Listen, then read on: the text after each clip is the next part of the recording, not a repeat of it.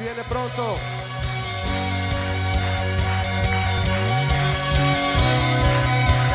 Así es. Tú vienes pronto, Señor. Esperamos tu venida. Él es el alfa, mis hermanos, y la omega. Eres el alfa y la omega, el principio y el fin. Dile conmigo: la estrella de la mañana, oh Jesús, mi Salvador. Y el que es santo siga siendo santo, el que es justo siga siendo justo, estando atentos porque pronto volverás. Bienaventurado el que guarda tus palabras, Señor. Así es. Los que con vestiduras limpias delante de ti estarán. Gracias, Jesús. Somos tu novia, somos tu iglesia. Esperamos tu venida y con tu espíritu en nosotros clamamos hoy. Ven, ven, dile conmigo: ven, Señor Jesús. El espíritu y la novia dicen ven. Todos decimos ven, ven, dile ven, ven. Ven, Señor Jesús. El espíritu y la novia dicen ven. ¿Le estás cantando a él que venga? ¿Sí le estás diciendo que venga? Vamos a decírselo: ven, Señor. Somos la novia. El espíritu y la novia dicen ven. Queremos verte, Señor. Queremos irnos contigo. El que es santo siga siendo santo, el que es justo siga siendo justo. Así queremos vivir, Señor. Eres el alfa y la omega, el principio y el fin. Dile a Jesús conmigo: ¿quién es? La estrella de la mañana, oh Jesús, mi Salvador. Piensa en esto, mi hermano. Y el que es santo siga siendo santo, y el que es justo siga siendo justo, estando atentos porque pronto volverás. Bienaventurado el que guarda tus palabras, Señor. Aquí estamos, Señor. Los que con vestiduras limpias delante de ti estarán. Aleluya. Somos tu novia, somos tu iglesia y esperamos tu venida. Y con tu espíritu en nosotros clamamos hoy. Clama conmigo: ven, ven, díselo a él. Ven, Señor Jesús. El espíritu y la novia dicen ven, Señor Jesús. Ven, oh ven, ven, Señor Jesús. El espíritu y la novia dicen ven. Vamos, que se oiga tu voz, mi hermano, y tus manos. Dile ven, dile ven, dile a él: ven, Señor Jesús. El espíritu y la novia dicen ven.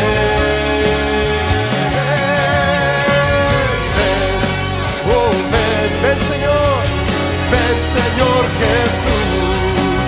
El espíritu y la novia dicen ven. Una vez más, cántalo conmigo fuerte, díselo a él: ven, ven, ven, Señor Jesús. El espíritu y la novia dicen ven, Señor Jesús. Ven, oh ven, ven, Señor Jesús.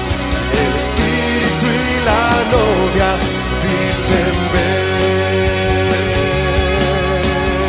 Aplaudamos así todos a Jesús que viene pronto, mis hermanos. Vamos a esperarlo con alegría, vamos a esperarlo con gozo, vamos a esperarlo alabándole, vamos a esperarlo viviendo en santidad. Te esperamos, Señor. Queremos verte ya.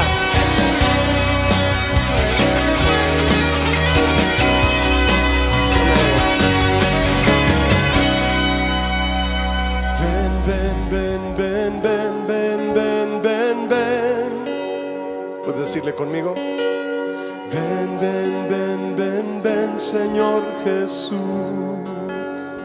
Dile conmigo, iglesia. Ven, ven, ven, ven, ven, ven, ven, ven, ven. Ven, ven, ven, ven, ven, Señor Jesús. Levanta tu voz y clama a Él conmigo. Ven, ven, ven, ven, ven, ven, ven, ven, ven. El Espíritu y la novia dicen: ven, ven, ven, ven, ven, Señor Jesús. Levanta tu voz y díselo. Ven, ven, ven, ven, ven, ven, ven, ven, ven. Oh, ven, ven, ven, ven, ven, ven, Señor Jesús. Ven, Señor. Ven, ven, ven, ven, ven, ven, ven, ven, ven, ven, Señor. Ven, ven, ven, ven, ven, Señor Jesús. Clama conmigo a Él. El Espíritu y la novia dicen: ven. El Espíritu y la novia dicen: ven. Tú y yo decimos: ven. El Espíritu y la novia dicen: ven. Ven, Señor Jesús. El Espíritu y la novia dicen: ven.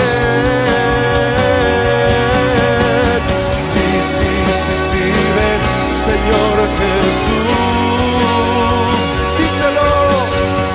Sí, sí, sí, sí, ven, Señor Jesús. En toda tu majestad, Señor, queremos verte. Sí, sí, sí, sí, ven, Señor Jesús. Sí, sí, sí, sí, ven, Señor Jesús.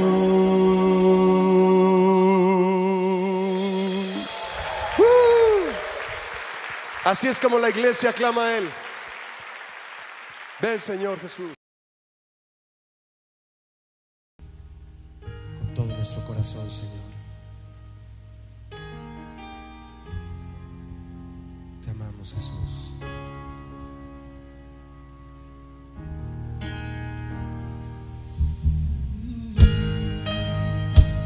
A ti, Cordero inmolado, Jesús, a ti, Cordero inmolado, a ti que llevaste mi dolor por amor a nosotros, moriste clavado en esa cruz. Cántale a él, mi hermano. A ti, Cordero inmolado, a ti, Jesús, a ti que llevaste mi dolor por amor a nosotros, moriste clavado en esa cruz. Ahora diga: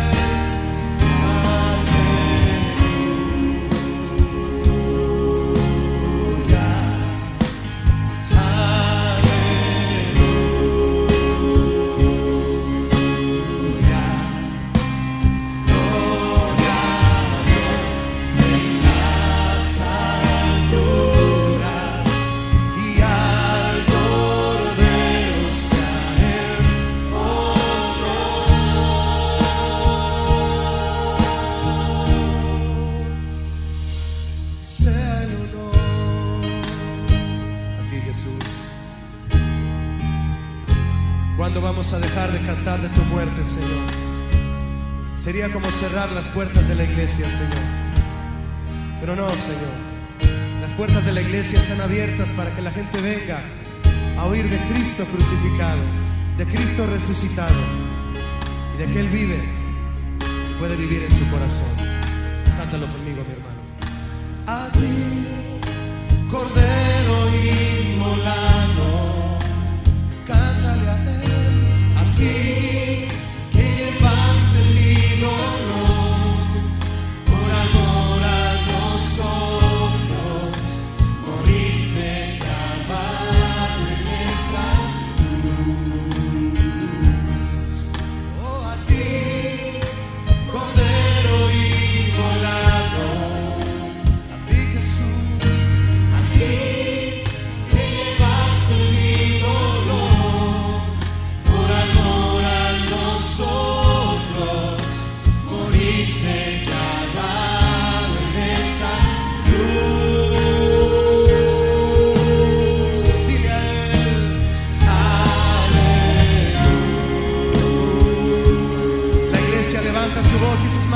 dice, al Cordero inmolado, a Jesús.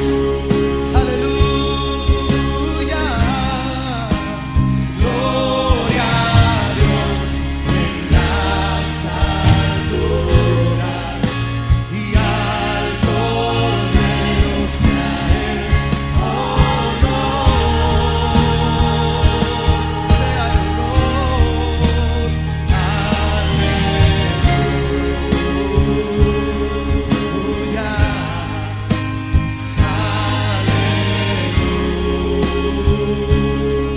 Aleluya, gloria a Dios en las alturas y al Cordero sea el honor. Vamos, cántale a Él. Aleluya, aleluya,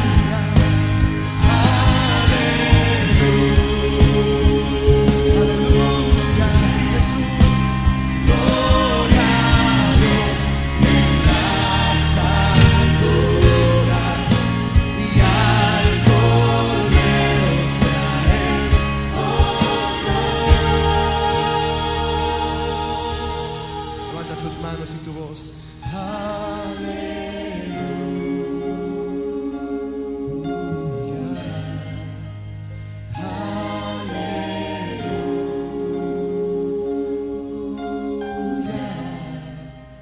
Gloria a Dios en las alturas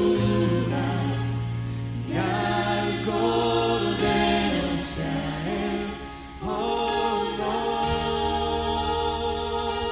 Una vez más, dile a Él. Aleluya. La iglesia canta al Cordero de Dios, a Jesús.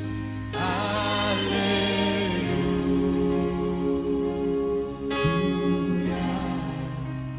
Gloria a Dios en las alturas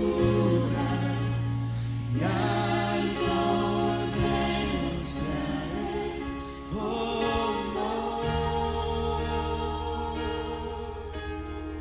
Levanta tu voz y exáltalo. Te exaltamos, Jesús, tú eres el Cordero. Levanta tu voz a Él y dile: a ti, Jesús, solo a ti, el Cordero de gloria, único digno de recibir toda la gloria y el honor. Es para ti, Señor. Tú eres digno, Señor. Tú eres digno, tú eres santo. Cordero de gloria, sentado a la diestra del Padre, ahí te adoramos. Gloria a ti, Jesús. Una última vez, mi hermano, levanta tu voz y díselo conmigo.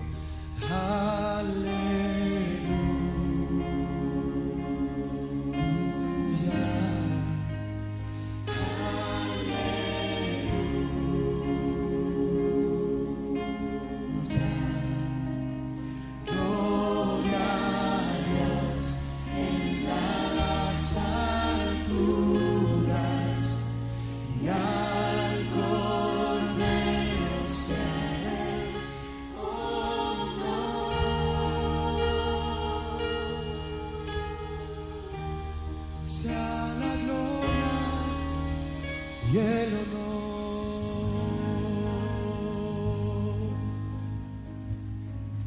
a ti, Jesús. Mi Señor, mi Señor, a ti, Señor.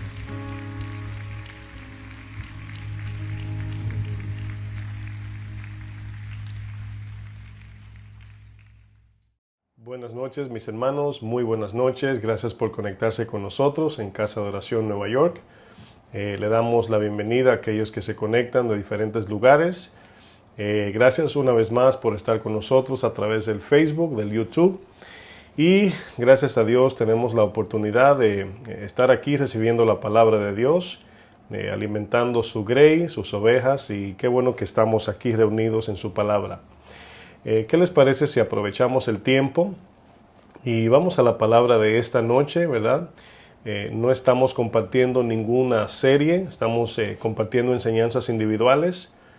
Y quiero compartir un tema en esta noche que se va a titular, si usted es de lo que toma notas, tiene sus lápiz, tiene su papel allí, Biblia en mano, voy a compartir bajo el tema la condición de la iglesia actual. En esta noche no estoy seguro si puedo compartir una segunda parte el domingo en la mañana, pero vamos a ver qué podemos cubrir en esta noche. Voy a estar hablando bajo el tema, repito, la condición de la iglesia actual.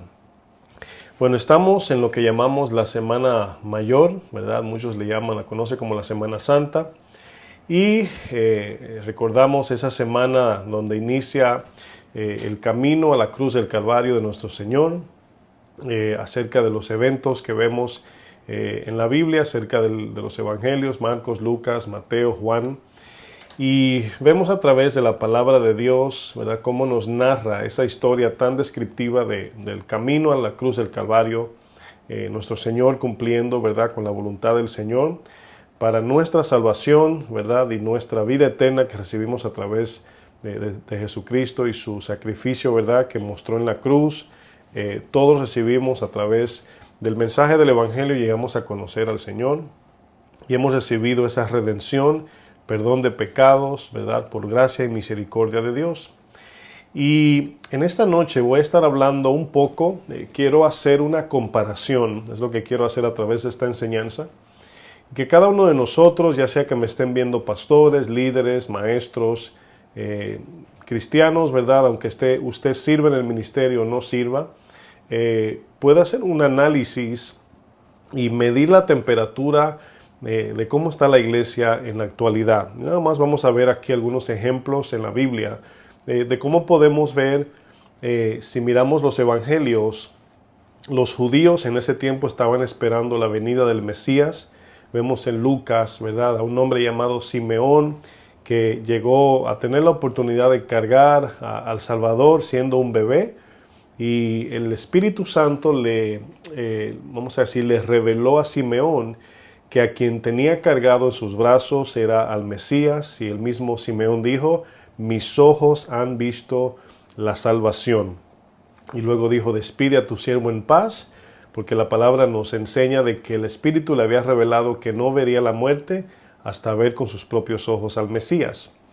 Y vemos cómo en ese tiempo, cuando el Señor viene a la tierra, se encuentra con un problema político. Vemos como Roma está por encima del pueblo de Dios, terrenalmente hablando, ¿verdad? Estaban bajo el yugo de Roma, del César.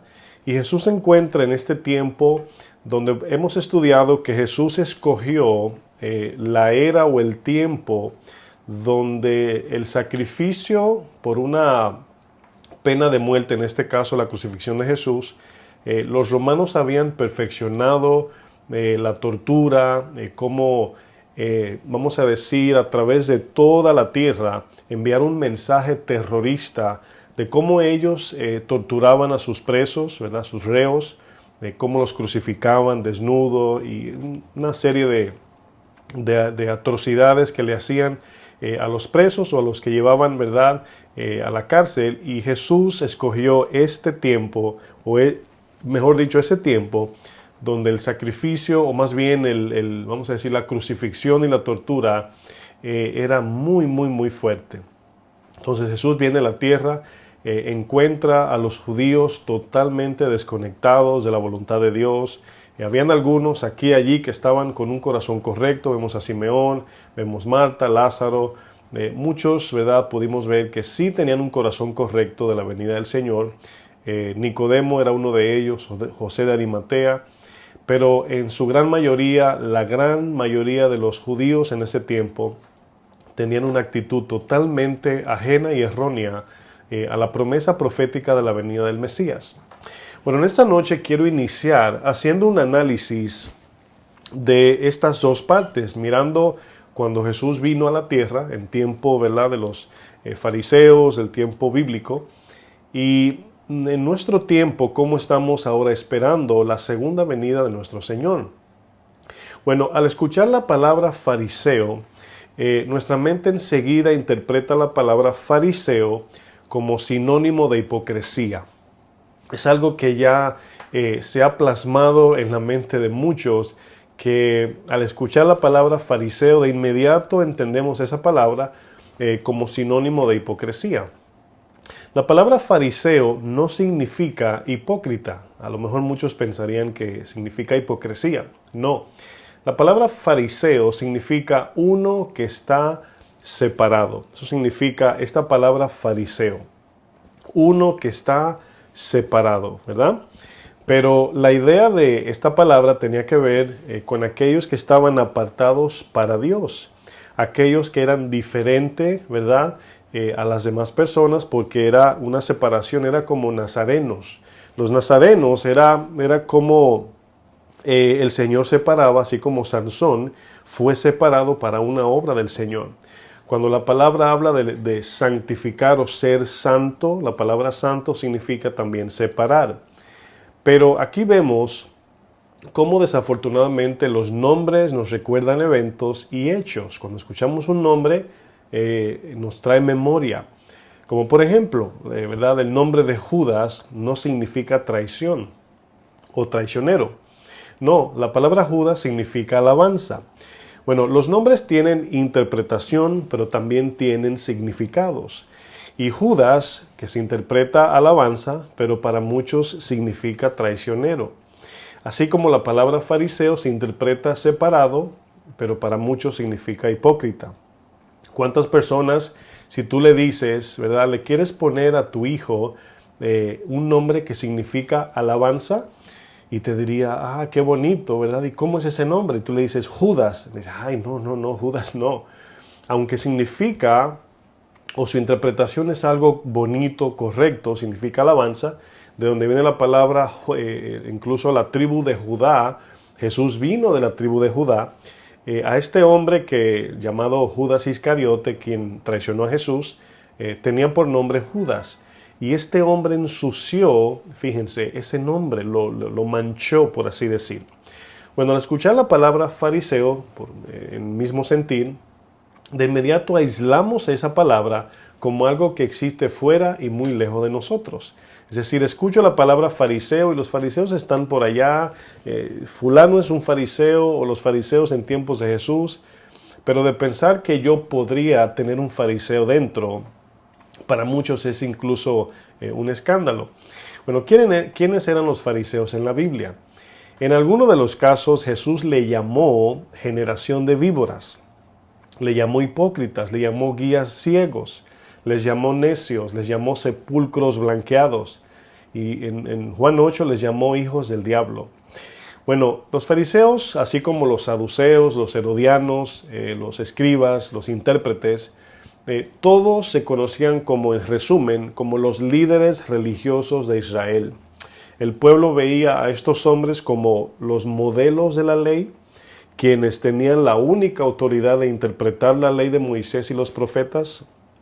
Eran los que meticulosamente estudiaban los textos bíblicos, en este caso la Torá, que obviamente no se le diría bíblico en sus tiempos, más bien los papiros, los rollos, ¿verdad?, del Pentateuco y la ley de Moisés.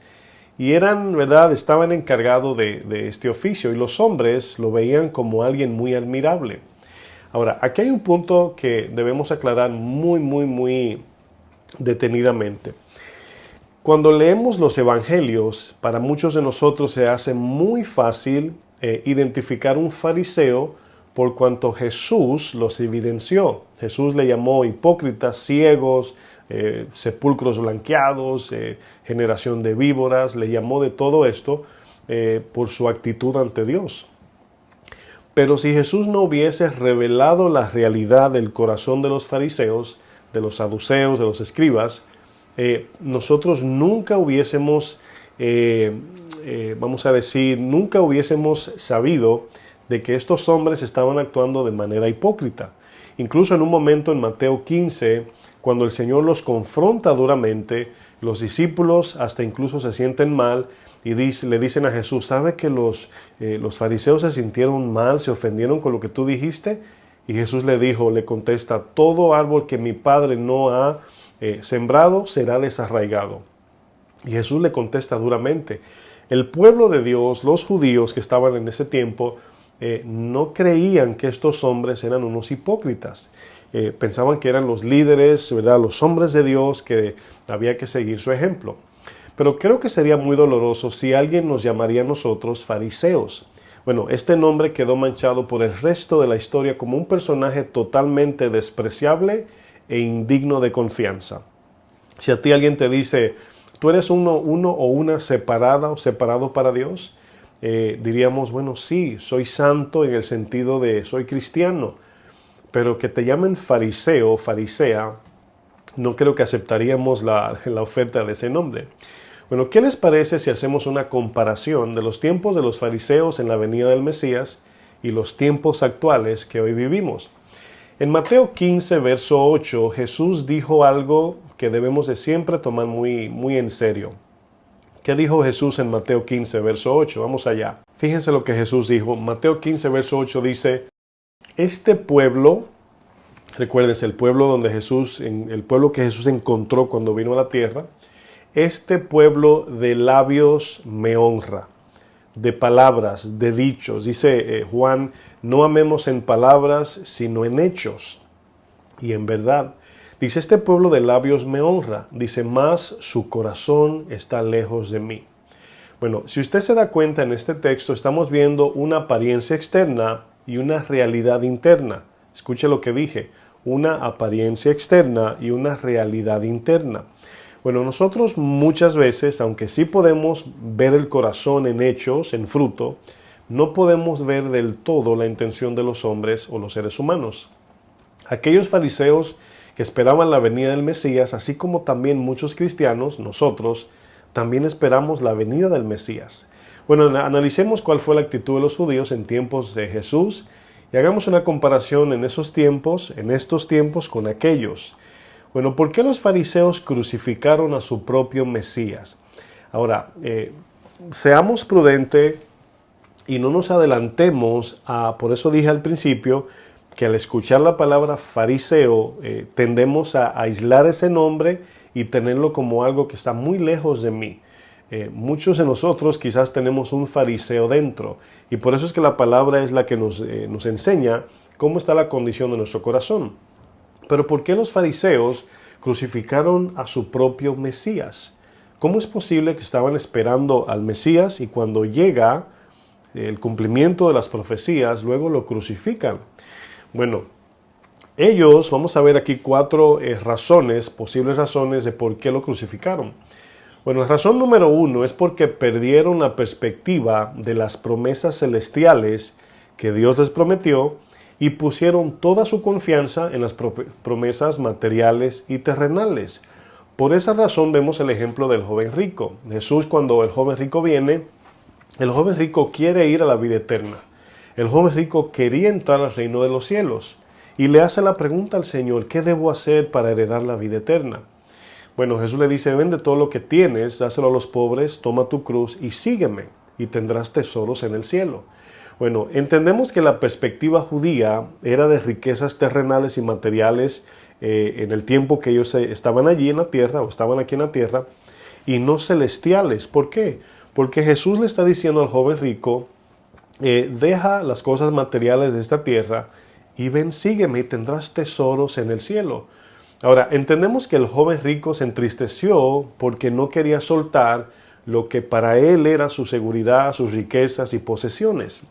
Bueno, otra razón que podemos ver es que reinterpretaron el sentido de las Escrituras de la venida del Mesías y esto los conllevó a perder las señales proféticas. ¿Qué estoy diciendo con esto? Queriendo decir que ellos, al estar bajo Roma, cuando estaban bajo Babilonia, los sirios, Roma, todo ese tipo de gobierno, vamos a decir, gentil, Ellos estaban esperando la redención del Mesías, pero para ellos era sacar a Roma y que luego los judíos obtuvieran el poder terrenal que ellos pensaban que Jesús iba a reinar en la tierra. Vemos cuando Jesús está de frente de Pilato, le dice a Pilato, entonces tú eres rey, y Jesús le dice, tú lo has dicho, pero mi reino no es de esta tierra.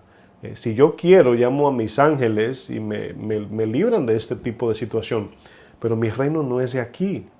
Entonces, cuando el Señor dice el reino se ha acercado, arrepentíos porque el reino de los cielos se ha acercado, no era para establecer un reino en la tierra, era para establecer el reino de Dios en el corazón de los creyentes, para que la ley, la palabra y el gobierno del Espíritu Santo puedan manifestarse a través de los creyentes. Por eso en un momento, cuando Jesús está a punto de ascender, en Hechos 1 le preguntan los discípulos, ¿establecerás en este tiempo tu reino? Porque esa era la mentalidad de que iban a gobernar en la tierra. Entonces, por eso vemos que la actitud que debemos de tener como creyentes siempre es con los ojos puestos en las cosas de arriba y no en las de la tierra. Porque Jesús ahora nos dice que vamos a morir por su causa, vamos a ser perseguidos por su causa, viviremos corriendo de aquí para allá por su causa, que no nos aferremos a las riquezas terrenales y materiales que perecen y que son pasajeras y vanas, sino que pongamos los ojos en las promesas eternas. Otra posible razón, y es la número 3, es que cambiaron la adoración a Dios por la adoración a sus prácticas ceremoniales y la adoración al templo de piedra.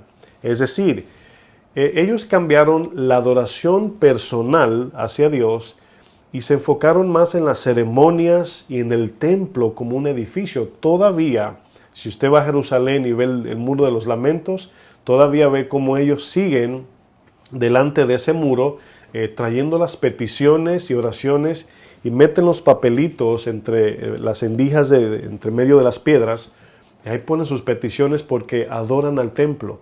Para ellos el templo de piedra es más importante que el templo del Espíritu Santo, el cual somos nosotros.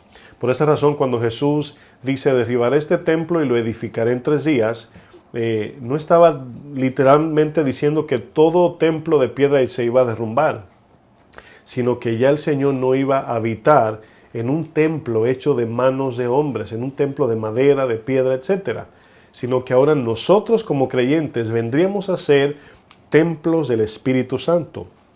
Ahora la iglesia puede ser tanto en un lugar específico como podemos nosotros llevar la iglesia a nuestro trabajo. Fíjense qué sabio es Dios. Es decir, si usted es cristiano y usted es portador del Espíritu Santo, usted es un templo del Espíritu Santo, como dice 1 Corintios 3. Entonces ahora, para que alguien conozca a Dios, no necesita ir a un edificio, ¿verdad?, que está en un lugar específico, sino que un creyente que trabaja en un lugar puede llevar el evangelio allá. Y aquí recordamos en Juan 4, cuando la mujer samaritana le dice al Señor Jesús, ustedes dicen que en Jerusalén es donde se debe adorar. Y Jesús le dice, de cierto te digo que la hora viene y la hora es que cuando los verdaderos adoradores no tendrán que ir a Jerusalén, no tendrán que estar en un lugar de manera sedentaria o en un lugar sin moverse o en un edificio establecido, sino que los verdaderos adoradores adorarán al Padre en espíritu. Es el espíritu que Dios nos dio como creyentes y en verdad habla ahí de la palabra de Dios en la forma que íbamos a adorar.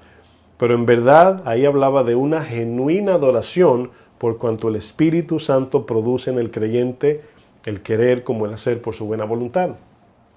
Y punto 4 y último, la razón por qué crucificaron a su Mesías, olvidaron que fue por gracia que Dios los escogió y no por mérito. Por eso en Juan 8, cuando tienen el argumento con Jesús, ellos le dicen, somos hijos de Abraham. Jesús le dice, ustedes son hijos del diablo. Y son unas confrontaciones muy duras que el Señor les da. ¿Cuál es la actitud de la iglesia actual al esperar a su Mesías? Debemos nosotros cada día preguntarnos y recordar las 10 vírgenes. Como 10 vírgenes representan 10 mujeres que están separadas esperando un marido. 10 vírgenes, eran 10, todas vírgenes, pero 5 tenían una actitud correcta y las otras 5 no tenían su actitud correcta. 5 estaban esperando a su marido, las otras 5 no estaban esperando a su marido. Entonces, de una manera, vamos a decir, figurativa, podemos decir que las 10 vírgenes todas eran creyentes, pero 5 estaban preparadas y 5 no estaban preparadas. Y aquí vemos un ejemplo importante de eso. Bueno, vamos a hacer un ejemplo tomando algunos textos, tomando desde la referencia desde la entrada triunfal de Jerusalén, de Jesús a Jerusalén, hasta la cruz del Calvario. Los judíos esperaban a su Mesías llegar triunfante en un caballo, pero sorprendentemente Jesús entró en un asno, y fíjense cómo todo lo que Jesús hacía era como que derribaba el pensamiento judío, fariseo, saduceo, los líderes de Israel, de ellos tratar de comparar lo que decía la palabra y de lo que Jesús hacía. Ahora, quiero que noten, cuando lean la Biblia se van a dar cuenta que cuando los judíos descartaban a Jesús como Mesías, no era porque ellos citaban las Escrituras, era siempre un punto de vista personal, donde decía que Jesús vendría en un caballo. No dice la Biblia. Pregunta, ¿decía que venía en un asno? Claro que lo dice la Biblia. Entonces ellos formaron su propia interpretación, su propio entendimiento de cómo iba a ser ese Mesías, y al ellos crearse esa idea imaginaria, cuando llegó el Mesías no lo pudieron identificar. Es el peligro que nosotros hoy podemos correr de malinterpretar la persona de Cristo con el anticristo. Es importante esto. Vamos a leer Marcos 11 acerca de la entrada triunfal, Jesús entrando en un pollino. Marcos 11, versículo 7. Vamos allá. Aquí vemos cómo Jesús, a esto se le llama en la Biblia el encabezado, le llama la entrada triunfal, cómo Jesús entró. Pero esta entrada a Jerusalén, vamos a leer algunos puntos allí. Vemos cómo Jesús llega, y recuerdo cuando el rey David, ¿verdad? Vencía, decían, ¿verdad? Decían, Saúl mató los 1000, pero David mató los 10,000, y entró danzando. Incluso dice la palabra que hasta desnudo, ¿verdad? Se desnudó de la emoción y la celebración tan grande que David tenía en su corazón. Pero Jesús no vino en ese sentido. Jesús vino en un asno. Dice Marcos 11:7, dice, trajeron el pollino a Jesús, en el cual él venía, y echaron sobre él sus mantos, y se sentó sobre él. Aquí pollino es como si fuera un burriquito. Dice, también muchos tendían sus mantos por el camino, y otros cortaban ramas de los árboles. Ese es el recibimiento, ¿verdad? Ahora, si se van dando cuenta, fueron los pobres que le dieron este tipo de recibimiento, ¿verdad? No lo recibieron con trompeta, con copa de oro, con entrada, ¿verdad? Vamos a decir, en preeminencia.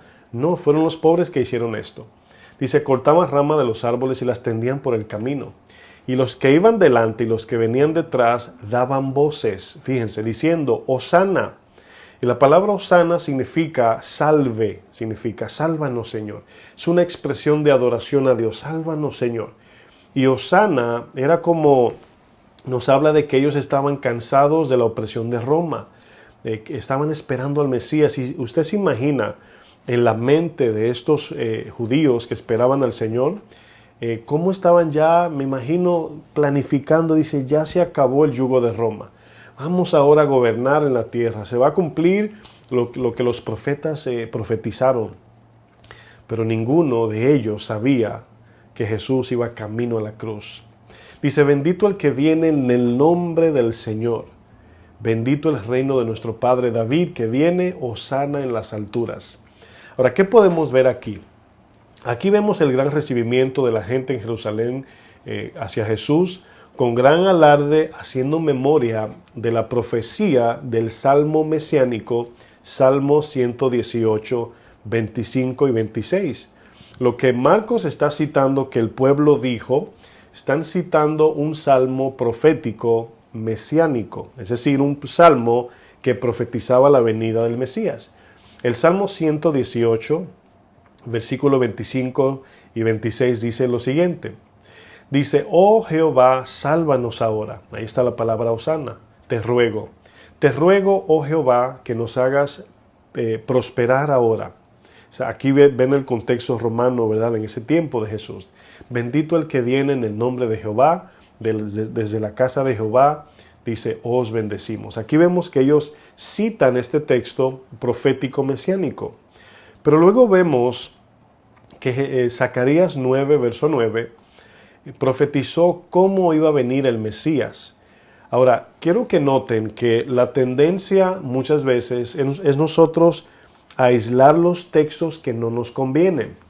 Porque el pueblo de Dios, al cual Él escogió, ustedes recuerdan cuando el pueblo de Dios quiso rey como las demás naciones, y el Señor les dio reyes.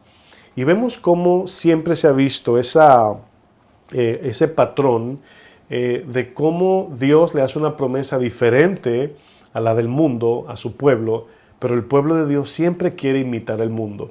Y aquí nos damos cuenta que ese Redentor, ese Mesías, dice Zacarías 9:9, fíjense cómo iba a venir. Profetizó Zacarías, dice, alégrate mucho, hija de Sión. Hija de Sión es una referencia a Jerusalén. Dice, da voces de júbilo, hija de Jerusalén. He aquí tu rey vendrá a ti, justo y salvador, humilde y cabalgando sobre un asno, sobre un pollino, hijo de asna.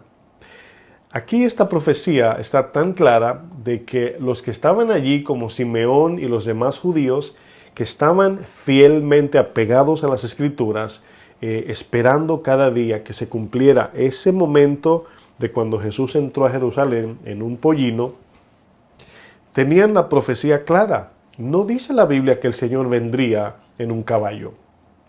Pero ¿cuál era la actitud de este pueblo que lo recibió con tanta algarabía?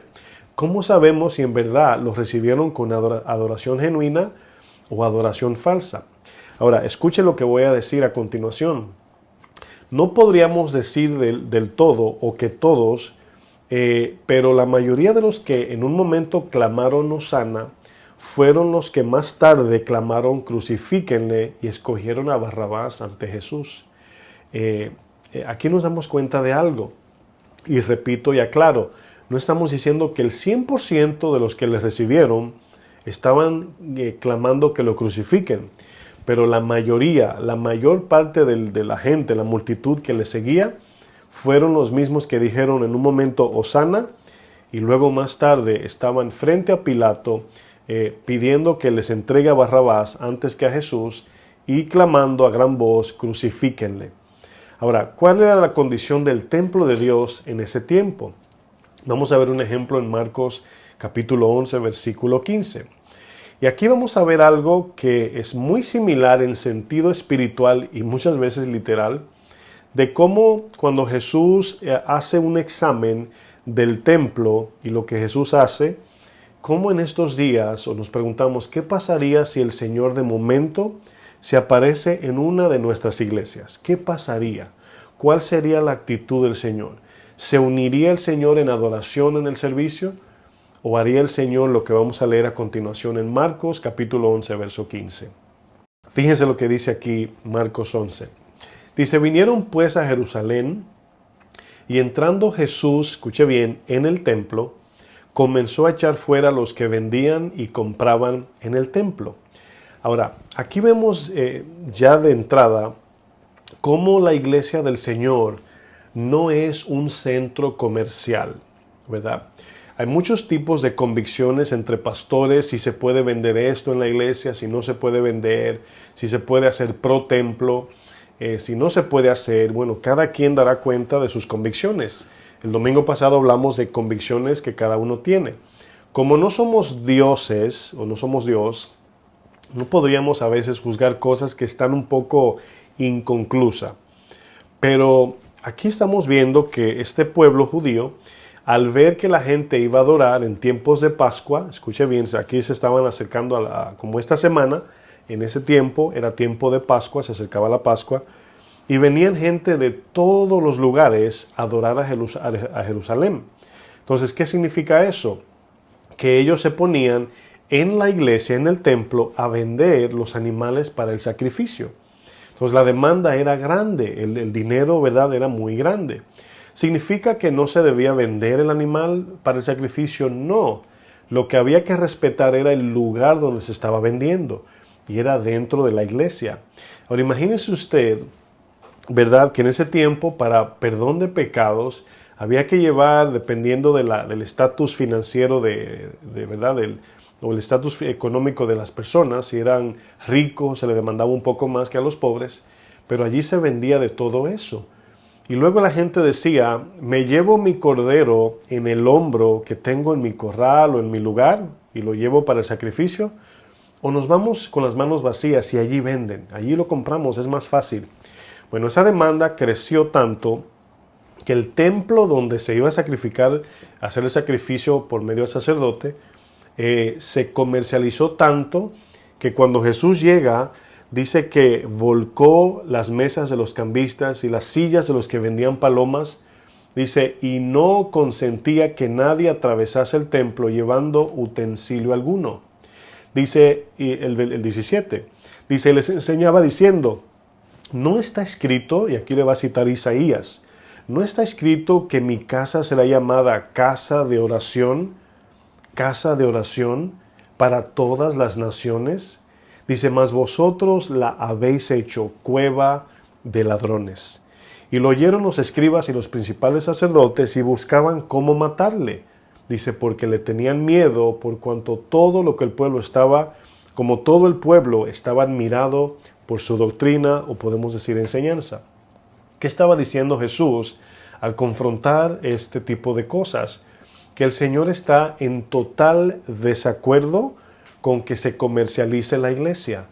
Miren, la palabra de Dios nos enseña que Dios mueve a las personas para que por la ofrenda voluntaria la gente dé a la iglesia. Es algo que nace del agradecimiento de un creyente. Vemos que nosotros creemos en diezmo y ofrenda. Cada uno saca una parte de lo que gana y en gratitud y obediencia saca su diezmo. La ofrenda es una manifestación de gratitud a Dios. Señor, tú has sido tan bueno que te quiero dar esto más por encima de lo que tú me mandas. O sea, es una actitud de gratitud. Pero fíjense que en este sentido, al comercializar la iglesia, ya no es la iglesia del Señor, ya se ha convertido en una empresa. Y es lo que ha pasado en muchos de los casos con muchas personas, que Dios ha dicho, yo seré fiel a mi promesa, pero muchos no confían y comienzan a comercializar la iglesia.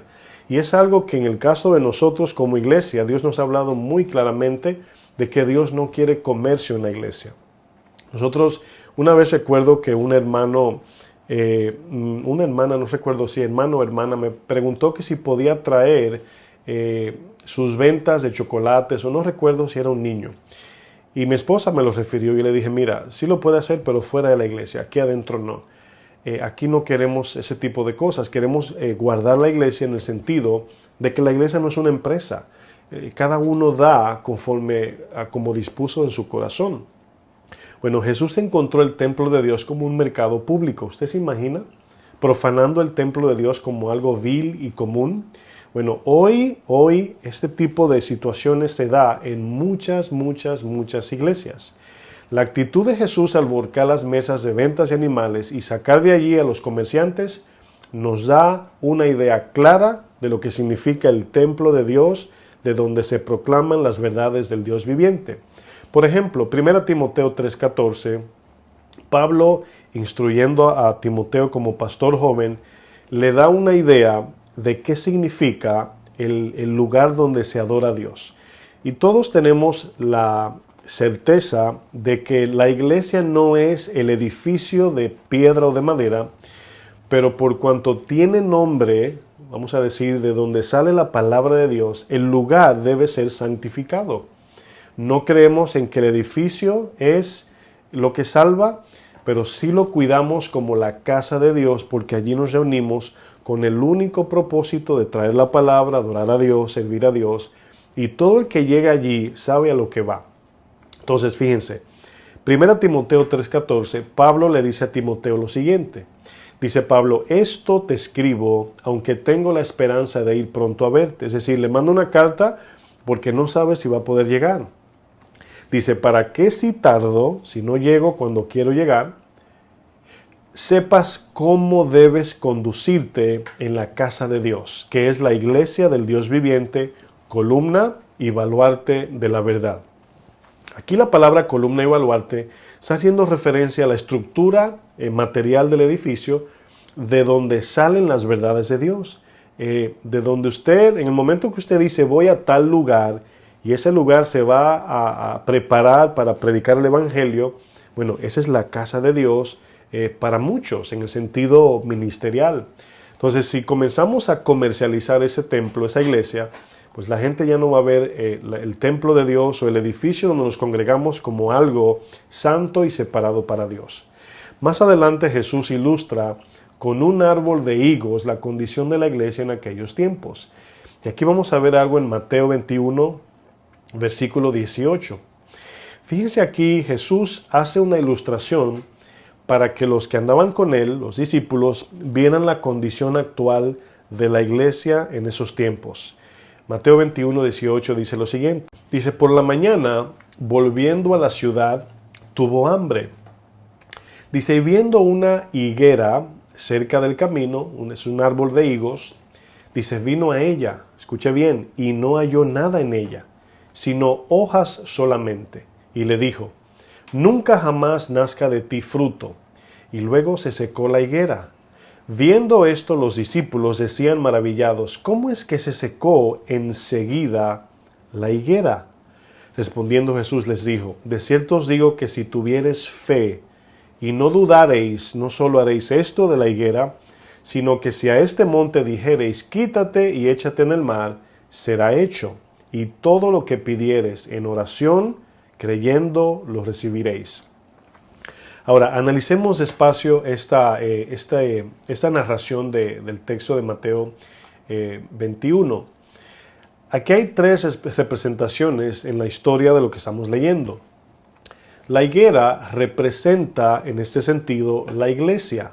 Es decir, este árbol de higos es una representación que Jesús usa para referirse al templo en esos tiempos. Cómo estaba la condición del templo en ese tiempo que Jesús vino a la tierra. Esa es la higuera. El árbol completo representa la iglesia. Pero las hojas representan a la gente, porque cuando Jesús llegó al templo había mucha gente. Y si usted nota, el texto dice que cuando fue al árbol de higos no encontró fruto, solamente hojas. Ahora, quiero decir algo al mencionar la tercera representación. La tercera representación es el higo, ¿verdad? El fruto representa la obra de Dios. Ahora, la higuera representa a la iglesia, las hojas representan a las personas que van a la iglesia y el higo representa la obra de Dios, es decir, el fruto de Dios. Ahora, escuche bien, muchas veces nos confundimos al ver una iglesia con mucha gente. Dice la Biblia que esa iglesia que está llena en multitud puede estar vacía en fruto. Y por eso Jesús dice, me acerqué a la higuera, no hallé fruto, sino hojas. Y las hojas en esta historia, o en eso que se narra en Mateo 21, sencillamente son gente, personas. Una iglesia puede tener 5,000, 10, 20,000 personas y no tener ningún fruto. Pero aquí Jesús hace algo y le dice a la higuera, por cuanto no encontré fruto, nunca más llevarás fruto, estarás seca. La secó y usó ese ejemplo de ese árbol para que ellos vieran cómo hay iglesias que aunque tienen muchas hojas, pueden estar vacías en fruto. Escúcheme bien, la razón de por qué el Señor estableció el ministerio, según Efesios 4, dice, estableció pastores, evangelistas, profetas, maestros, etc. Dice, para la edificación del ministerio, para edificar y perfeccionar a los santos y que todos lleguemos a la imagen en carácter de Cristo. Entonces cada vez vamos desarrollando el fruto del amor de Dios, el fruto del gozo de Dios, el fruto de la paciencia, de la fe, de la mansedumbre. Y nuestro carácter va siendo de manera progresiva transformado más y más cada día. A medida que estamos en la palabra sana de Jesucristo, vamos siendo transformados y llevando en todo tiempo fruto. Ahora, ¿qué sucedió cuando Jesús entró al templo? No encontró una iglesia donde el amor, la armonía, la palabra de Dios y la adoración y el servicio estaban en completa armonía con Dios. No, entró como si fuera un mercado público. Algunos lo entienden como un mercado de abastos. Un lugar donde vas a comprar tomates o un animal para comer carne. Fue totalmente una vergüenza y un irrespeto irreverente al Señor. Y por eso la reacción de Jesús dice que volteó las mesas. Esa fue la ira de Dios mostrada en un minuto. Pero imagínese usted, hermanos, nosotros en este tiempo, ¿cómo podríamos catalogar la temperatura o cómo está la iglesia de hoy? ¿Qué tanto fruto estamos llevando? ¿Está solamente llegando gente a la iglesia? ¿O estamos creciendo en llevar fruto cada vez más? Bueno, luego vemos que los judíos, quienes se hacían llamar pueblo de Dios, los líderes de Israel, escogidos por Dios, ¿verdad? Dice la palabra. Luego comienzan una persecución con Jesús y lo culpan de un sinnúmero de cosas falsas y lo culparon de ser blasfemo porque se hacía llamar Dios mismo. Bueno, una pregunta antes de continuar. ¿Podrían los cristianos de hoy tener la misma actitud de los fariseos que perseguían a Jesús? Bueno, fíjense que ellos hicieron, escúcheme bien, vamos a decir, actuaron como enemigos de Dios. Crucificaron al Hijo de Dios, por lo tal Dios los cataloga como enemigos de Dios. Santiago, porque podemos confundir y decir, bueno, yo no crucificaría al Señor, o yo no me llamaría enemigo de Dios, ¿no? ¿Cómo pastor? ¿Cómo? Nunca, Dios me libre. Bueno, Santiago dice que si algún creyente se hace amigo o se quiere congraciar con el mundo, dice el texto de Santiago 4, verso 4, que automáticamente se constituye enemigo de Dios. Entonces, si vemos a fondo, si vemos de dónde nació la razón por qué crucificaron a Jesús, por qué no lo conocieron como el Mesías verdadero, por qué no lo aceptaron, es porque sus corazones estaban llenos del amor que Satanás oferta cada día, del amor del mundo. El que ama al mundo no tiene al Padre. Los deseos de la carne, la vanagloria de la vida, los deseos de los ojos, proviene del mundo. Pero la palabra de Dios permanece para siempre. Santiago en el mismo capítulo 4 les llama adúlteros, almas adúlteras. Y fue exactamente como el Señor les llamó a los fariseos, ¿verdad? Adúlteros espiritualmente hablando. Bueno, la pregunta aquí que debemos hacernos es, ¿podríamos nosotros tener la misma actitud farisea de los líderes religiosos de ese tiempo? Pero fíjense, quizás no crucificaríamos literalmente a Jesús. Quizás no lo acusaríamos de ser un falso. Pero el simple hecho, escúcheme bien, de nosotros amar más este mundo que la voluntad de Dios, Santiago dice que nos constituimos enemigos de Dios. Jesús dijo, ustedes escucharon que fue dicho, si alguno mata a otro es homicida. Pero yo os digo que si alguno se enoja contra su prójimo, ya es homicida. Entonces Dios mira el corazón y la intención, no tanto el hecho externo, sino la intención interna. Bueno, luego continúa en el mismo libro de Marcos 11, la pregunta, comienzan a juzgar la autoridad de Jesús. Ahora, para nosotros es sencillo hasta sentirnos mal, porque decimos, wow, si estos judíos supieran a quién estaban confrontando, creo que se desmayarían allí, porque era al mismo Dios encarnado a quien estaban acusando, le llamaron Belcebú, lo escupieron, lo abofetearon, etc. Si ellos supieran, como cuando Jesús en la cruz dijo, Señor, perdónalos porque no saben lo que hacen, están ciegos, el pecado ha cegado sus ojos y no saben lo que están haciendo. Pero eso no los hacía inocentes de lo que hicieron, porque era por amor a las cosas terrenales, amor al pecado, amor a lo carnal, que los conllevaba a este tipo de actitudes.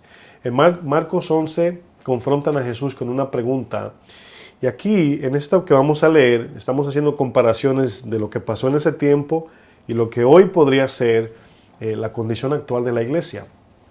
Aquí le hacen una pregunta, porque toda pregunta de los fariseos, saduceos, herodianos, escribas, intérpretes, siempre era con el fin de hacerlo caer o tenderle una trampa, el cual entendemos que la palabra no se nos fue entregada con ese propósito. Marcos 11:27 dice, volvieron entonces a Jerusalén y andando él por el templo, Jesús, vinieron a él los principales sacerdotes, los escribas y los ancianos. Y le dijeron, aquí la confrontación es la pregunta, fíjese, ¿con qué autoridad haces estas cosas? Bueno, Jesús acaba ahora mismo de sacar a los cambistas, voltear las mesas y limpiar el templo. Y le preguntan, ¿con qué autoridad? O sea, ¿quién te crees que eres? En otras palabras. Y aquí estamos viendo, para hacer una comparación pareja entre lo que pasó en ese tiempo y lo que vemos hoy, es minimizar la autoridad de Dios. Eso es lo que están haciendo ellos. Están poniendo por el suelo la autoridad de Dios. Miren, como les decía anteriormente, quizás no le diríamos esto al Señor, pero el hecho de nosotros tomar decisiones por encima de Dios, estamos minimizando su autoridad. El hecho de no ser obedientes a su palabra, de no hacer lo que Él quiere que se haga, estamos minimizando la autoridad de Dios. Y aquí ellos preguntan, ¿y quién te dio autoridad para hacer estas cosas? O sea, ¿de dónde sacas todo esto? Jesús respondiendo les dijo. Ahora, Jesús le hace una pregunta tras otra pregunta porque ellos en sí no les interesaba la respuesta de Jesús. Estaban haciendo una pregunta pública para que cuando los oyentes escucharan la respuesta de Jesús, ellos tuvieran más evidencia y pudieran testificar contra Jesús para matarlo. Pero Jesús, siendo Dios omnisciente, conocía todas las cosas. Jesús les dijo, os haré yo también una pregunta. Respondedme y os diré con qué autoridad hago estas cosas. Escuche bien. ¿El bautismo de Juan era del cielo o de los hombres? Escúcheme bien. Jesús en Mateo 6, antes de culminar esta parte, dijo, no podréis servir a dos señores. No pueden. Si yo quiero servir al César y a Dios, me voy a encontrar con un problema. Porque en el momento que quiero hacer la voluntad del César, voy a ir en contra de la voluntad de Dios. Y en el momento que voy a hacer la voluntad de Dios, me encuentro en contra de la voluntad del César. No podremos servir a dos señores. Bueno, aquí ellos querían quedar bien con todo el mundo, con Dios, con la gente, con César, con todos. No se puede. Entonces aquí Jesús le hace una pregunta. Dice, el bautismo de Juan, ¿vino de Dios? Es la pregunta. ¿Era del cielo? O sea, ¿fue enviado por Dios? ¿O de los hombres? Respondedme. Entonces ellos discutían entre sí diciendo, escuche bien la hipocresía. Están aquí tratando de, vamos a decir, de manipular lo que van a decir. Si decimos del cielo, dirá, ¿por qué pues no le creíste?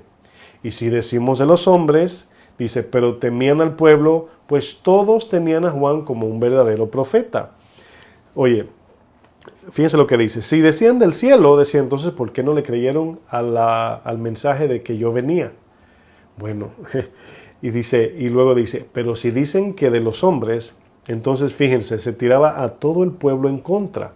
Ellos necesitaban al pueblo a favor para que cuando vayan delante de Pilato, la multitud a una pudiesen, vamos a decir, pedirle a Pilato que crucifiquen a Jesús.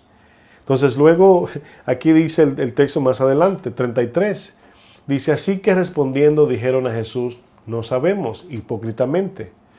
Entonces respondiendo Jesús le dijo, tampoco yo os digo con qué autoridad hago estas cosas. Este texto siempre me da mucha risa, porque cuando nosotros queremos jugar la doble carta, la doble cara, Dios no nos contesta a la pregunta. Dios hace silencio en este sentido. ¿Por qué? Porque no nos interesa la verdad. Es como cuando Pilato le pregunta a Jesús, ¿qué es verdad? Dice la palabra y luego se fue. Es decir, no esperó a la pregunta, no le interesaba la verdad. Aquí vemos que los judíos no buscaban la verdad, sino aferrarse a su obstinada idea de lo que su duro corazón les exigía. Luego los herodianos, los saduceos y los intérpretes de la ley querían tentar a Jesús haciéndole preguntas con doble sentido. Ahora, aquí vemos los tres grupos que dominaban el liderazgo religioso en Israel. Los fariseos estaban ahí incluidos, herodianos, saduceos, los escribas. Los herodianos, hemos estudiado que los herodianos junto a los saduceos eran los líderes judíos quienes por medio del poder político y religioso ejercían su autoridad sobre el pueblo y también eran partidarios del rey Herodes. Se congraciaban con todo el mundo. Jesús en un momento le dijo: ustedes buscan la gloria de los hombres y no buscáis la gloria de Dios. Aquí nos damos cuenta, debemos de tomar en cuenta que ni los herodianos con los saduceos o los fariseos con los herodianos se llevaban, pero se unieron a una para hundir a Jesús. Y ellos aquí, vamos a ver una secuencia de estos tres grupos religiosos que le caen encima a Jesús. En Marcos 12, versículo 13, a la pregunta del tributo del César, los herodianos obviamente tenían conocimiento político, se movían en el ámbito político, y dice el texto que le enviaron a algunos de los fariseos, Marcos 12, 13, dice, le enviaron a algunos de los fariseos y de los herodianos para que le sorprendiesen en alguna palabra, es decir, para que Jesús se equivoque a la pregunta y por medio a esa mala respuesta que no la iba a cometer, ellos poder agarrarlo y meterlo a la cárcel. Dice, viniendo a ellos le dijeron: Maestro, sabemos que eres hombre veraz y que no te cuidas de nadie porque no miras la apariencia de los hombres, sino que con verdad enseñas el camino de Dios. Podemos hasta oler la hipocresía, ¿verdad? Dice el texto, ¿es lícito dar tributo a César o no? Hemos estudiado que si Jesús contesta que no es lícito, acuérdense de algo antes de avanzar.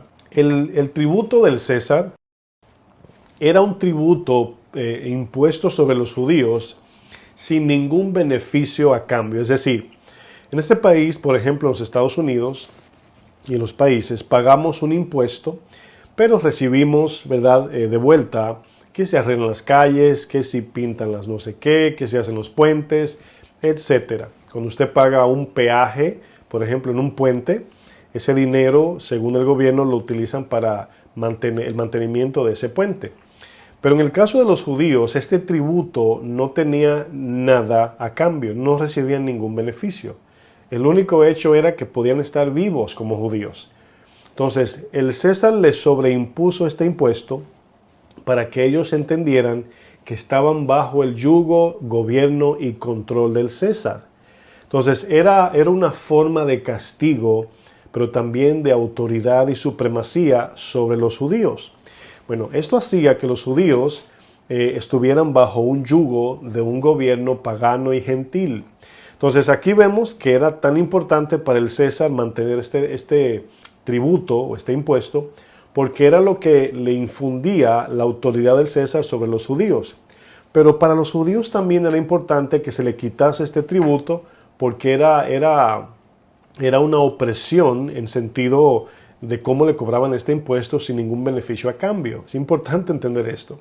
Entonces, fíjense, aquí la pregunta es, ¿daremos o no daremos? ¿Verdad?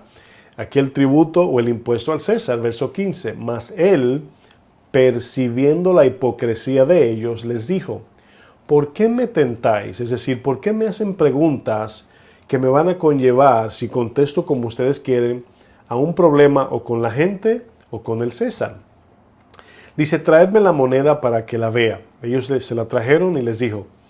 Dice: ¿de quién es esta imagen y la inscripción? Ellos le dijeron: de César. Respondiendo Jesús les dijo: dad a César lo que es de César y a Dios lo que es de Dios. Y se maravillaron de él. Ahora, aquí vemos que la naturaleza de esta pregunta era política. Pero vemos que aquí para nosotros hay una enseñanza, porque hoy vemos, desafortunadamente, el cristiano de hoy no sabe cómo separar una cosa de la otra. Aquí cuando Jesús le dice: dale al César lo del César, es págale el impuesto. No se apuren, confíen en Dios y paguen el impuesto. No hagan guerra por eso. No confíen en ese dinero.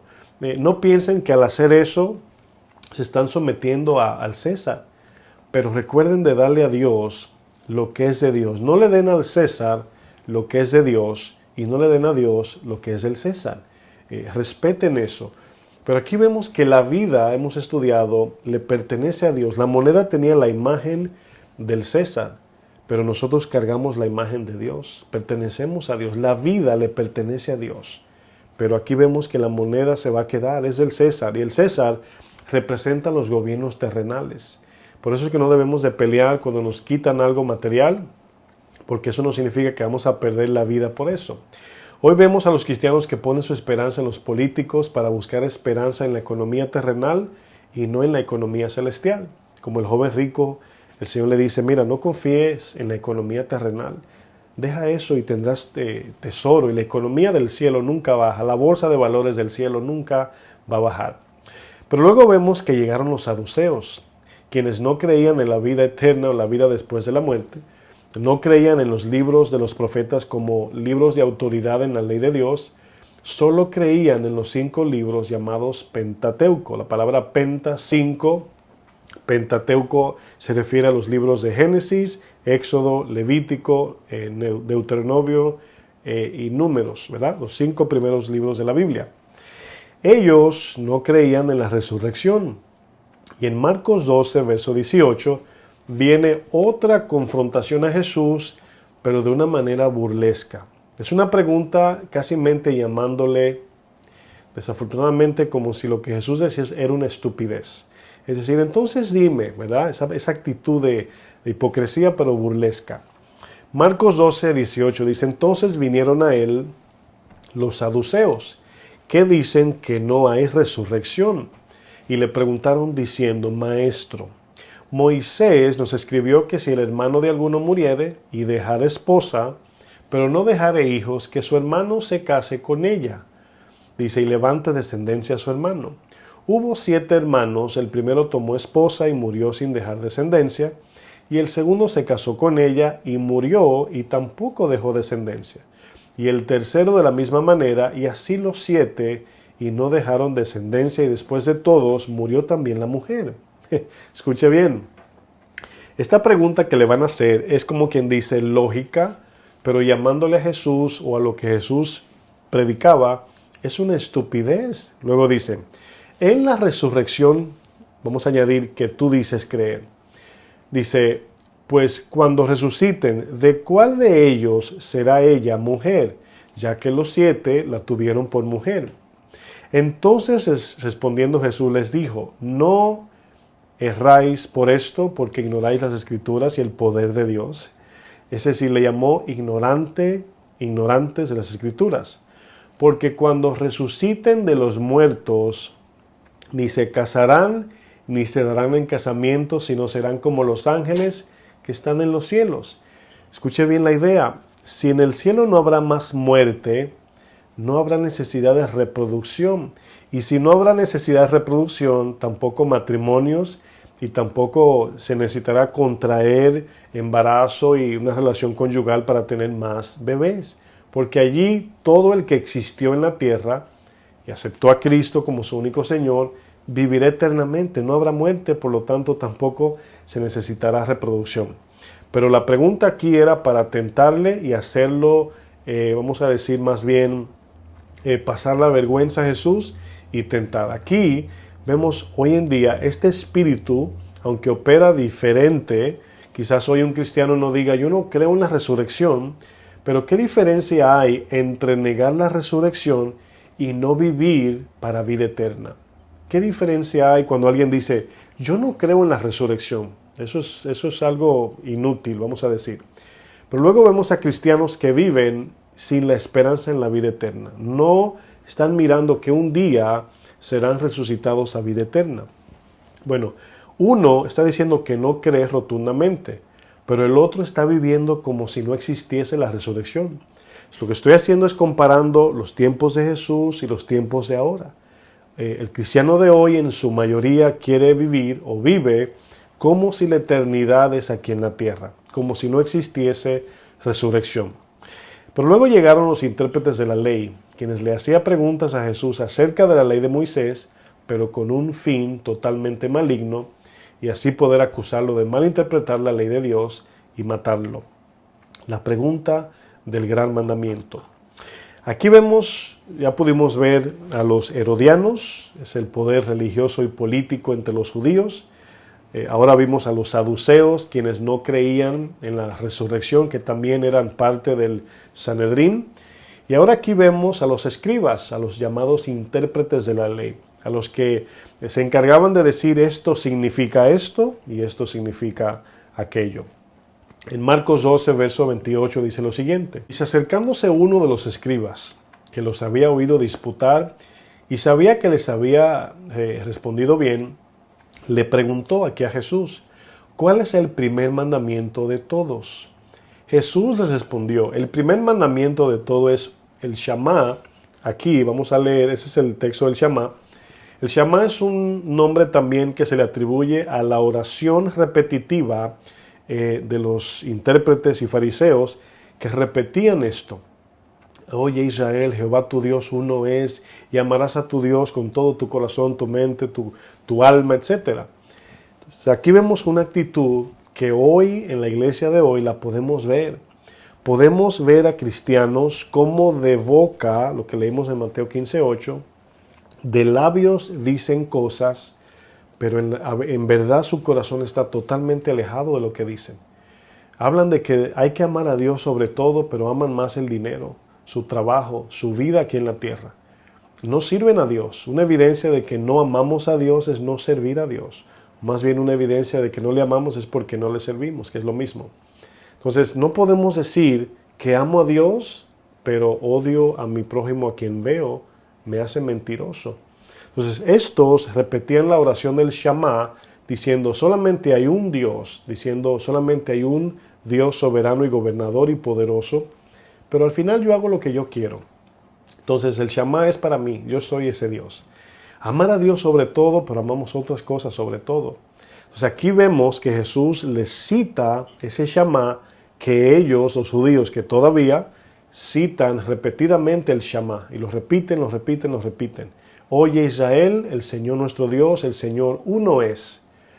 Y amarás al Señor tu Dios con todo tu corazón, con toda tu alma, con toda tu mente y con todas tus fuerzas. Ese es el principal mandamiento, dice Jesús. Dice, y el segundo es semejante: amarás a tu prójimo como a ti mismo. No hay otro mandamiento mayor que estos.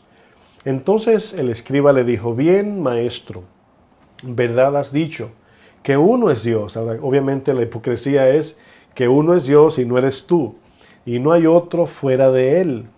Dice, y el amarle con todo el corazón, con todo el entendimiento, con toda el alma y con todas las fuerzas, y amar al prójimo como a uno mismo, es más que todos los holocaustos y sacrificios. Jesús entonces, viendo que había respondido sabiamente, le dijo: no estás lejos del reino de Dios. Y ya ninguno osaba preguntarle. ¿Por qué le dijo no estás lejos del reino de Dios? Porque lo tenía enfrente. Nada más le faltaba aceptar a ese Dios que él decía creer, amarlo con todo, y a eso es lo que le llamamos fe.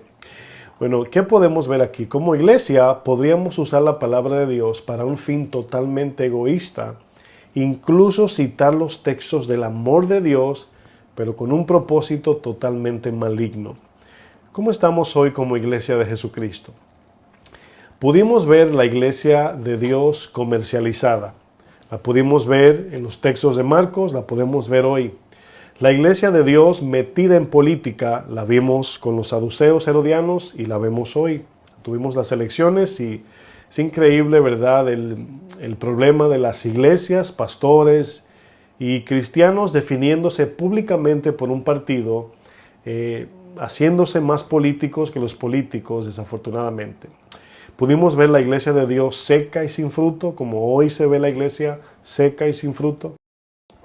La iglesia de Dios rechazando a su propio Mesías.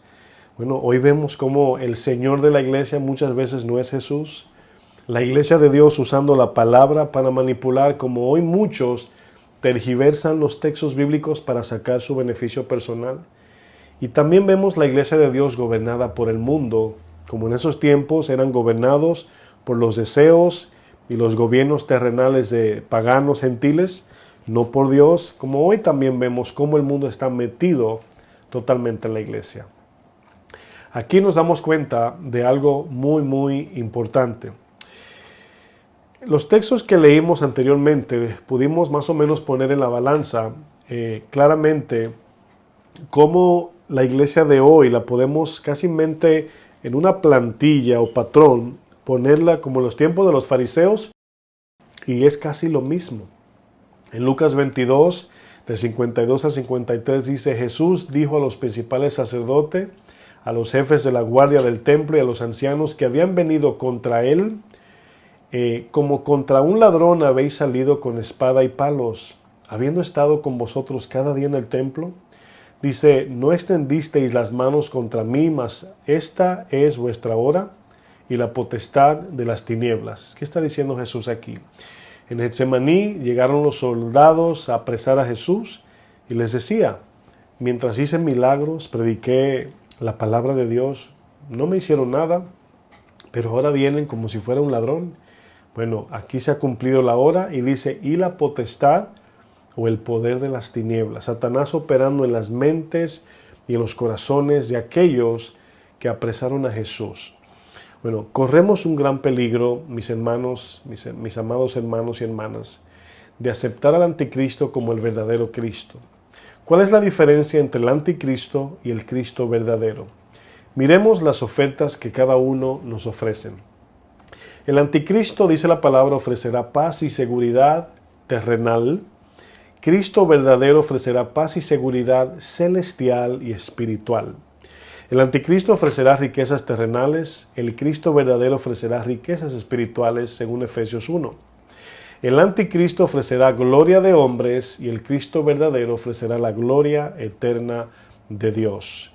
Aquí nos damos cuenta, mis hermanos, que los fariseos, saduceos, en contexto general, líderes religiosos, crucificaron a su propio Mesías porque su corazón estaba alejado del plan y propósito que se venía desenvolviendo desde Moisés, desde la promesa en Abraham, los profetas, los reyes, etc. Se fueron alejando, metiendo más las cosas de hombres en la ley de Dios que las cosas de Dios en la misma ley del mismo Dios. Y hoy nos vemos, desafortunadamente, cómo muchos se están alejando de la palabra por el deseo caído de su corazón, están abrazando la oferta del mundo y metiendo doctrinas mundanas dentro de la iglesia. El día que venga nuestro Señor, o como dice la palabra, primero vendrá el anticristo. Muchos creyentes van a confundir el anticristo con el Cristo verdadero por la oferta terrenal, material y carnal que trae. Desafortunadamente, hermanos, si no ponemos atención a todo esto, podemos caer en un desbalance muy alejado de quién es el verdadero Cristo. Así que yo les intimo, mis hermanos, a que miremos esto muy de cerca. Nunca digamos que no podríamos tener un fariseo dentro, y siempre examinar los motivos de nuestro corazón, la intención. ¿Qué busca mi vida? ¿Qué busca mi corazón? ¿Detrás de qué estoy? ¿Por qué amo a Cristo? ¿Por qué decidí entregar mi vida? ¿De verdad estoy esperando la vida eterna? ¿De verdad quiero la santificación de mi corazón? ¿Me quiero cada vez más parecer a Cristo?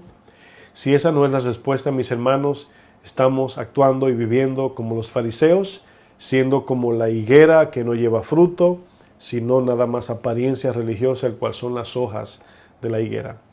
Así que yo espero que el Espíritu nos siga ministrando a través de esta enseñanza y sigamos aprendiendo y aplicando con la ayuda de Jesús. Oramos. Padre, gracias, Señor. Gracias por tu palabra, mi Dios. Te pedimos más entendimiento en todo esto, Señor. Que tú nos ayudes, Señor. Ayúdanos, Padre, a tener cuidado, Señor, a ser cautelosos en todo, no confiar en nuestros corazones, sino en tu palabra. A pedirte cada día que nos des la sensibilidad de tu Espíritu Santo, que podamos percibir espiritualmente lo espiritual, acomodándolo con lo espiritual. Revélanos, Señor. Danos la iluminación de tu Espíritu para entender los tiempos. Y muéstranos, Señor, la condición en la que nos encontramos, Padre. Ayúdanos, Padre, a estar en el centro de tu voluntad, amar tu palabra, a ser mansos ante tu Espíritu y su guía, y a buscar tu gloria y el beneficio de mi prójimo para salvación en todo tiempo, Señor. Yo te pido, Señor, por aquellos que están a punto de dar ese paso de fe, de aceptarte como su único Señor y Salvador. Que tú puedas tocar sus corazones, pero que si alguno me escucha que no te conoce o no ha dado su vida al Señor, pueda rendirse a tus pies y decirte: Señor, quiero que seas mi Señor y mi Salvador. Yo oro, Señor, que más puedan venir a tus pies y recibir la salvación que es por gracia a través de la fe, y recibir ese hermoso regalo de la salvación, el cual obtenemos por gracia, no por mérito, Señor. Bendice a mis hermanos, bendice a los que nos ven por internet, y que esta palabra siga tocando en sus corazones. En el nombre de Jesús. Que Dios les bendiga, mis hermanos. Buenas noches y gracias por conectarse con nosotros.